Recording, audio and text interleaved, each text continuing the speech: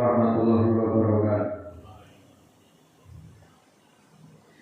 Alhamdulillahilladzi khalaqa 'ala bihi kitaba walam yaj'alahu iwajan. Allahu la ilaha illallah wahdahu la syarika lahu innahu huwal hayyul wahid. Allahu la ilaha illa huwa rabbul arsyil azim. Allahu la ilaha illa huwal hayyul qayyum. Allahu la ilaha illa huwa rahmanur rahim.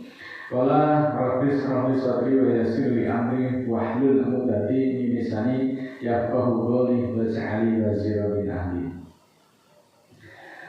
Sesungguhnya segala pujian adalah milik Allah semuanya, dan kita semuanya memuji, kita semuanya memohon pertolongan, memohon ampunan kepadanya. Kita berlindung kepada Allah dari kesesatan jalan setan. Siapa yang Allah tunjuki, maka tidak ada yang dapat menyesatkannya, dan siapa yang Allah sesatkan, maka tidak ada yang dapat menunjukinya. Muslimin muslimat yang dimuliakan Allah, klaim sebagai hal yang paling benar atau yang paling betul seringkali muncul dari keyakinan yang mendalam terhadap pandangan, nilai ataupun keyakinan tertentu. Hal ini bisa terjadi karena berbagai alasan, di antaranya adalah alasan perspektif pribadi, keyakinan agama ataupun ideologi, juga kebutuhan akan kepastian, serta ketidaktoleranan terhadap perbedaan. Oleh itu penting untuk diingat bahwa yang dianggap benar seringkali bersifat subjektif dan tergantung pada konteksnya. Untuk ukuran kebenaran dapat berbeda-beda tergantung konteksnya, tetapi pada umumnya meliputi kesesuaian dengan fakta, konsistensi dengan pernyataan lain yang benar, dan manfaat dalam ilmu pengetahuan. Ukuran kebenaran juga didasarkan pada bukti empiris dan rasionalitas.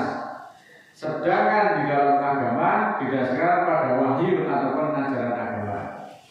Nah, untuk ukuran kebenaran dari sudut pandang agama ini bersifat mutlak karena semuanya berasal dari Tuhan, bukan dari manusia.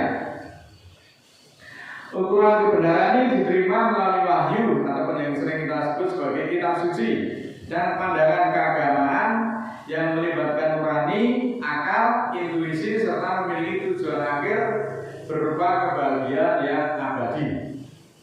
Yang perlu digarisbawahi bahwa suatu kebenaran itu hanya satu, tidak mungkin ada dua atau tiga bahkan lebih. Maka suatu kebenaran, sesuatu itu mungkin dianggap benar dan mungkin juga salah. Maka itu perlu pembuktian.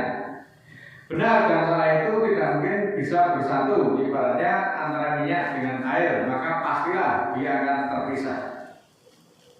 Demikian pula seseorang itu tidak mungkin benar dan tidak mungkin salah pada waktu yang bersamaan. Maka kalau tidak benar, pastilah dia salah. Demikian pula tentang hukum. Kalau yang satu benar, pastilah yang lain pasti salah. Ukuran kebenaran secara universal dan mutlak pastilah berdasarkan pada firman-firman Allah. Semua firman Allah itu hak, semuanya logis, ilmiah, dan cocok untuk seluruh manusia pada waktu sesuai dengan pembukaan secara bertahap dan berkesinambungan. Bahwa wahyu Allah bisa dipahami dan dipakai seluruh manusia dari generasi kepada generasi berikutnya sesuai dengan tingkat perkembangan zaman. Maka perhatikan ayat-ayat berikut, surat ke-38 ayat 87 dan 88 selengkapnya sebagai berikut. A'udzubillahi minasyaitonirrajim. Bismillahirrahmanirrahim. In huwa illa dzikrul lil alamin. Bahwa dia Al-Quran itu kecuali pemikiran untuk seluruh manusia. Wala ta'lamuna naba'ahu ba'dahin. Dan akan kamu ketahui perkabarannya setelah waktunya. Nah, ayat ini sebenarnya menegaskan bahwa Al-Quran itu bukanlah sesuatu yang sia-sia, melainkan diturunkan oleh Allah yang Maha Mulia lagi Maha Bijaksana untuk membedakan antara kebenaran dan kebatilan. Kebenaran ini akan terbukti setelah datangnya peristiwa-peristiwa di masa depan, baik di dunia maupun nanti di di akhirat kelak. Dengan demikian bahwa semua masalah yang ada di semesta raya ini ukuran kebenarannya adalah Al-Quran. Dan termasuk untuk mengukur kebenaran dari hadis-hadis yang jumlahnya ratusan ribu bahkan jutaan itu, semuanya itu harus di-cross-check dengan Al-Quran. Apakah semuanya itu benar dari Nabi atau bukan? Karena memang banyak sekali yang memasukkan untuk motif-motif tertentu, kemudian semuanya diatasnamakan dari Nabi. Maka semuanya itu harus dijajari dengan Al-Quran. Kalau sesuai maka dia benar, tetapi kalau bertentangan sudah pasti ia salah dan sudah pasti ia bukan dari Nabi. Oleh itu mari kita cermati surat kedua ayat 147. Al-haqqu min rabbika fala takunanna minal mumtarin.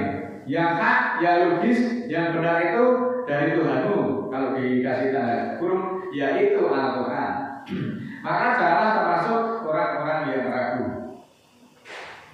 Untuk menghindari kesalahan yang berkepanjangan, maka hendaklah kita semuanya jangan ragu-ragu akan kebenaran Al-Quran berdasarkan surat kedua ayat 147. Hendaklah kita juga jangan ragu-ragu akan oleh karena itu untuk semuanya harus diproses kebenarannya melalui Al-Quran.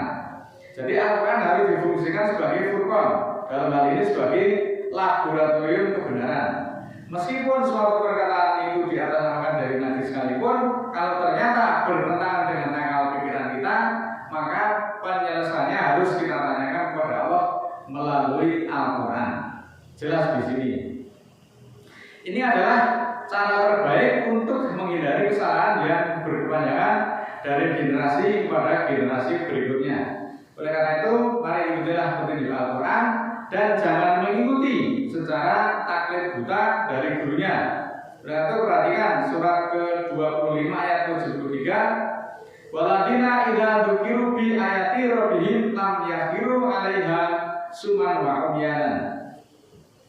Dan tidaklah orang-orang yang ketika diperingatkan dengan ayat-ayat Tuhannya tidaklah merunduk atasnya secara tuli dan buta. Surat ke-25 ayat 73 ini bagian dari penjelasan tentang bagaimana kaum beriman itu mempraktekkan pemahaman bahwa orang beriman itu tidak tuli dan tidak buta. Orang beriman itu berbeda dengan orang-orang musyrik yang fanatik dan menolak kebenaran. Orang-orang beriman juga merespon peringatan itu dengan sikap terbuka. Mereka tidak menutup telinga untuk mendengar ataupun tidak menutup mata untuk melihat kebenaran.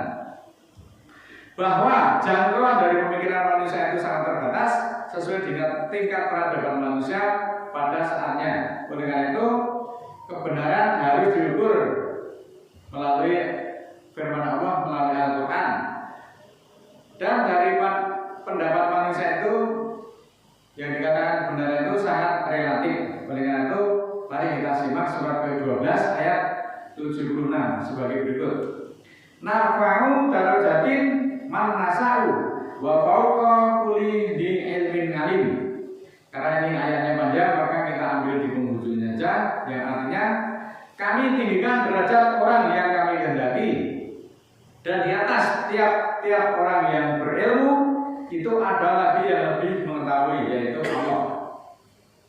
Oleh karena itu, kebenaran berupa positif ilmu yang ada pada manusia. Di samping itu, kebenaran relatif dan spekulatif. Semuanya itu sesuai dengan fakta dan data yang ada. Atau objek dia adalah benar, tetapi yang lain adalah spekulatif, bersifat juga relatif. Sesuai dengan fakta yang ada bisa dijadikan sebagai kebenaran ilmiah.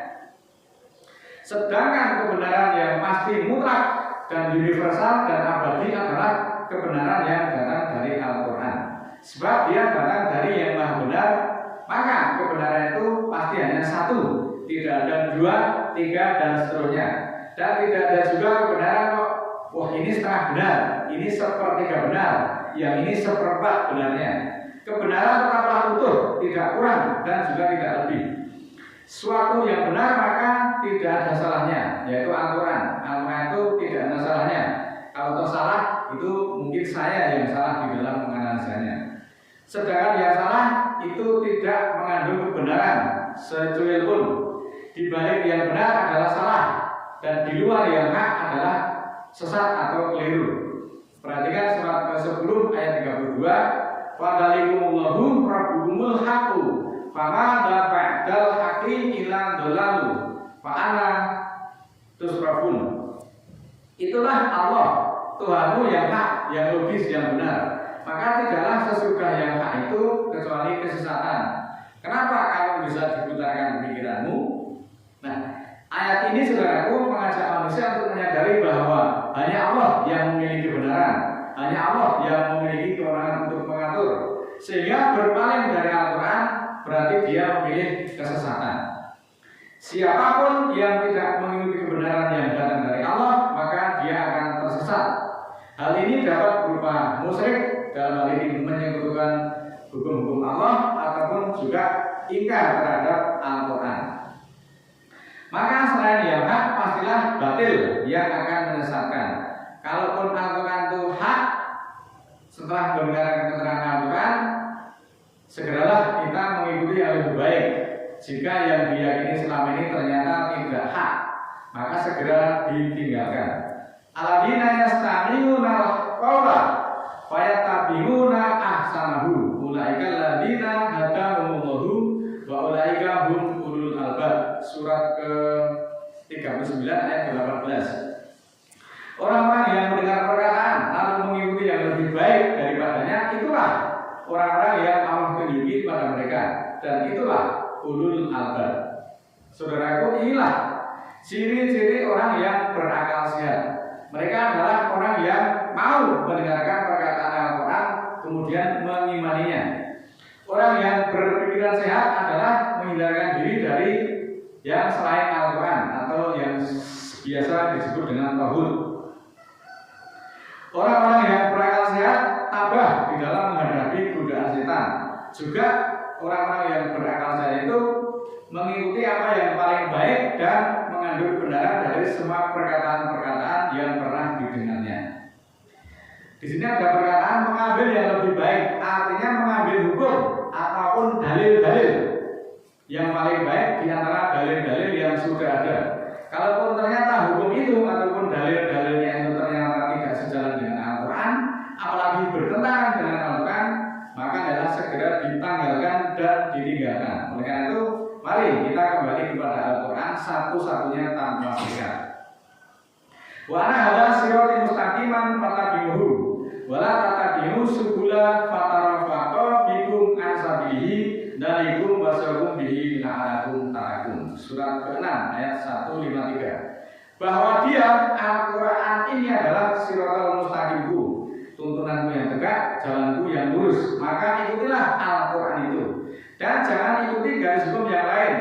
Hal itu akan menceraikan kamu dari garis hukum Allah. Itulah yang Allah wasiatkan kepadamu tentang garis hukum. Semoga kamu bertakwa. Ditegaskan lagi melalui surat ke-7 ayat 3, Ittabi'u ma unzila ilaikum min rabbikum wa la tattabi'u min dunihi awliya qalilan ma tadhakkarun. Ikutilah apa yang diturunkan kepadamu dari Tuhanmu, yaitu Al-Quran, dan jangan ikuti pedoman selain Al-Quran, sedikit sekali yang kamu pikirkan. Teranglah dari ayat-ayat ini Allah menunjukkan perintahnya untuk menuju satu jalan yang lurus, yaitu namanya Al-Quran. Dan Allah melarang mengikuti jalan-jalan ataupun hukum-hukum ataupun pedoman-pedoman yang lain yang nanti akibatnya akan memecah belah umat. Ayat ini juga menekankan pentingnya takwa sebagai kunci kebahagiaan di dunia dan akhirat, serta menganggapnya sebagai wasiat utama dari Allah. Allah juga melarang umat itu untuk mengikuti jalan yang selain Al-Quran, yang semuanya nanti kalau diikuti akan memecah belah, seperti ajaran-ajaran sesat ataupun kelompok-kelompok yang menyimpang. Sikap bercerai-berai karena perbedaan pendapat yang dilarang di sini adalah melemahkan persatuan umat dan pembahagian agama. Hal ini terjadi karena orang Islam mengabaikan Al-Quran dan mengikuti jalan yang lain. Suma ja'alaka ala syari'atin minal amri fatabiha wala tatabi ahwa'ahum la ya'lamun. Surat ke-45 ayat Kemudian kami jadikan engkau di atas syariat dari urusan itu, maka ikutilah syariat itu dan jangan ikuti keserakahan orang-orang yang tidak berilmu. Surat ini adalah perintah secara khusus kepada Nabi Muhammad dan para pengikutnya untuk mengikuti syariat. Syariat itu artinya peraturan agama yang telah Allah tetapkan dan tidak boleh mengikuti hawa nafsu orang-orang yang tidak berilmu. Ayat ini juga menekankan pentingnya mengikuti pedoman yang berupa wahyu dari Allah dan menolak keinginan hawa nafsu yang bisa menyesatkan. Mengikuti hawa nafsu tanpa landasan pengetahuan itu dapat membawa seseorang pada jalan yang sesat karena mereka tidak mengetahui apa yang benar dan apa yang salah menurut aturan-aturan Allah. Bahwa orang-orang yang tidak mengikuti syariat itu tidak akan bisa melindungi dari azab Allah. Sementara Allah adalah pelindung bagi orang-orang yang bertakwa, yaitu mengikuti Al-Quran itu secara kafah. Mari kita simak. Qala hada siratul mustaqim. Qala hada siratun ala mustaqim. Allah berfirman, inilah siratal mustaqimku, tuntunanku yang kokoh, jalanku yang lurus. Inilah perkataan Nabi melalui Al-Quran. Nabi itu diperintahkan untuk mengatakan kepada kaumnya bahwa Al-Quran ini merupakan satu-satunya jalan Allah yang lurus, yang kokoh, yang tegak, tidak ada duanya. Maka untuk mengikuti kebenaran itu standarnya harus Al-Quran. Kembalilah kepada hukum Allah, Al-Quran satu-satunya. Itulah kebenaran mutlak yang semuanya itu harus kita cross-checkkan dengan Al-Quran. A'udzubillahi minasyaitonir rajim. Bismillahirrahmanirrahim. Rabbana la tu'akhidna in nasina aw akhtana. Rabbana wa la tahmil 'alaina isran kama hamaltahu 'alal ladzina min qablina. Rabbana wa la tuhammilna ma la taqata lana bihi wa'fu 'anna waghfir lana warhamna anta maulana fansurna 'alal qawmil kafirin. Rabbana ighfir lana dzunubana wa kaffir 'anna sayyi'atina wa tawaffana ma'al abrar. Rabbana la tuzigh qulubana ba'da idh hadaytana wa hab lana min ladunka rahmah innaka antal wahhab. Subhana rabbika rabbil izzati amma yasifun wa salamun 'alal mursalin